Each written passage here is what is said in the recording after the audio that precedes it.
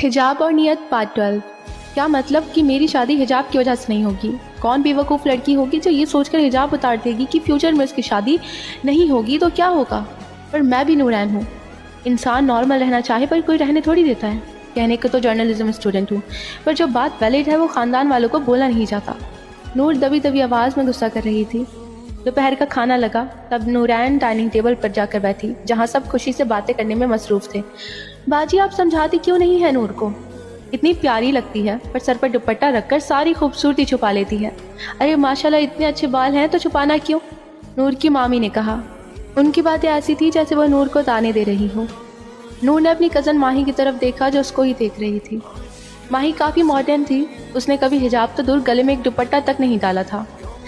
Mummy, सबकी मर्जी है वो क्या पहने और क्या ना पहने, इसमें किसी की जोर ज़बरदस्ती नहीं चलती।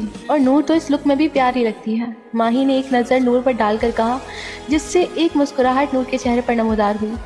अब तुम हिजाब मत पहन लेना, वरना तुम्हें मैं अपनी बेटी नहीं कहूँगी, उसकी मामी अब के हंस कर बोली। नूर के दिल में इतनी बातें थी, अगर वो उनसे कह देती तो शायद उन्हें बुरा लग जाता, पर उसकी तरबियत ऐसी नहीं थी कि वो ऐसी बातें कहे जिससे लोगों का दिल बुरा हो जाए। पर वो हिजाब पर बातें सुन भी तो नहीं सकती थी। मामी, आपको पता है हम हिजाब क्यों पहनते हैं? तुम पहनती होगी, तुम्हें मालूम होगा, हम तो नहीं पहनते। अच्छा, मैं ही बता देती हूँ। हिजाब इसलिए पहनते हैं क्योंकि ये अल्लाह का हुक्म है। लेकिन अगर मैं अपनी राय से आसान लफ्ज़ों में समझाऊँ तो हिजाब एक पहचान भी बन जाती है।